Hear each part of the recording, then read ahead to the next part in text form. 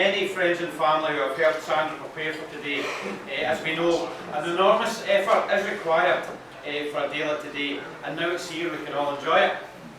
A special mention goes to Georgina, Bethany, Nicole, Chris and Robert for their help in these particular last moments in the afternoon leading up to today.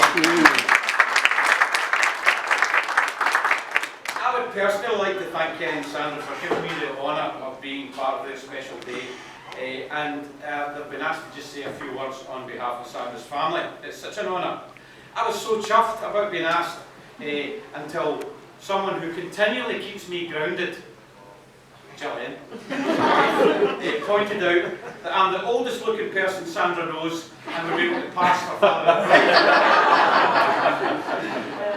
So, as we were travelling down to the church this afternoon, as we're turning into the car park at the King's Church, out the corner of my eye, I saw a chap standing about 250 yards away, dressed in his wedding finery. And I said to Sandra, "Do you see him over there? Who's that?" She said, "Don't worry about it, that's a distant relative." Now, for that joke, I'm keeping up my end of the bargain, and I can't tell any good jokes because Chris is coming up after me. On occasions like this, our thoughts inevitably turn to friends and family who have been part of our lives, but for many reasons are unable to be with us today. And I have to mention a few people in this way, but this is in no way an exhaustive list. Sandra's dad, George Barton, who she remembers heading to the flagpole in Rockhill Park, armed with his paper and a can of lager in his pocket, to escape from a house full of women. Her stepdad, John McNally, who she used to go on his window cleaning rounds with, and all the customers thought she was a wee laddie. And Sandra's mum, Margaret, for whom Sandra is so thankful for everything that she's done for her. If I've not mentioned anyone that you think should be worthy of a mention, please forgive me. Oh, of course, and Bailey, Kenny and Sandra's dog, who can't be with us today. However, we will have... He's on a holiday. He's just about to come, Kenny, don't worry about it. Oh dear. Oh dear. So we'll all have particular people in our minds at this moment. So could I ask you, if you could stand please, and raise your glass as we think about absent friends. Absent friends.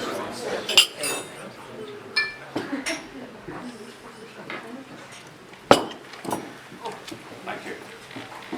Now, as I prepared to say a few words today, I did some research, and I would particularly like to thank Elizabeth and Esther, Sandra's sisters, for their help in this. Really what I mean by that is they're to blame. Elizabeth told me that when she was young, she'd always to share a birthday cake with her older sister Margaret, even though their birthdays were a month and a day apart. Where Sandra's, whose birthday is in August, Kenny, August, okay, always got a cake to herself. Well, Elizabeth, there you are. You get your own back, she needs to share that cake with everybody. Here are some of the comments that have been made about Sandra. A kind and loving person who wears her heart on her sleeve. She loves a giggle and would rather be smiling than frowning. She may be blonde now, but she's in fact a raven-haired beauty. Gents, we can all be familiar with that because none of us have got any idea what colour our wife's hair is. Sandra has had many ups and downs in her life, and this makes her the person she is. Today, her and Kenny make a wonderful couple, and I wish them every happiness in the world. Sandra seems to have found her soulmate, and having raised 3 lovely, talented children, John, Jason and Georgina, I think I've got John's teeth in. It's now her and Kenny's time to enjoy together. And I was also told when Sandra was young, she was always very good at art. In fact, she still is. And the children's bedrooms were adorned with cartoon characters that she would paint on the wall. Kenny, and now see the attraction. What one's that? Now, it's traditional at this time that I would offer some advice to the happy couple. And I'm going to borrow a few quotes about marriage from people much wiser than me. But before that, I may have my own advice. Yeah. Now, Any of us who know Kenny very well at all will realise that it can be difficult to get his attention sometimes. I have here a mini megaphone. So when you need to attract his attention, Sandra, it's small enough to go in your handbag to have with you at all times. Okay?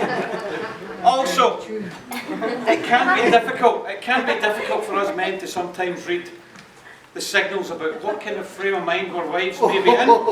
So, Sandra, I have some balls here. The small ones for when you're annoyed, the large ones for when you're angry, and the big ones for when you're furious. So, when you feel these emotions, you can utilise these balls, and I'll let Kenny know just exactly what he's dealing with. And finally, if all else fails, I've got your colouring in book.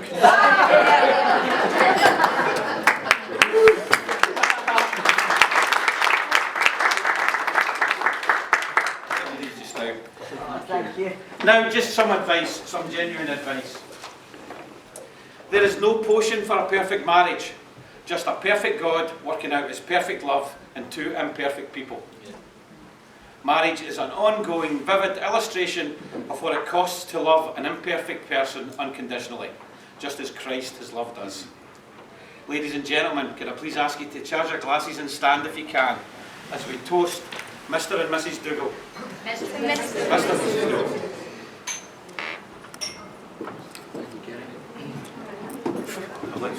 Thank you.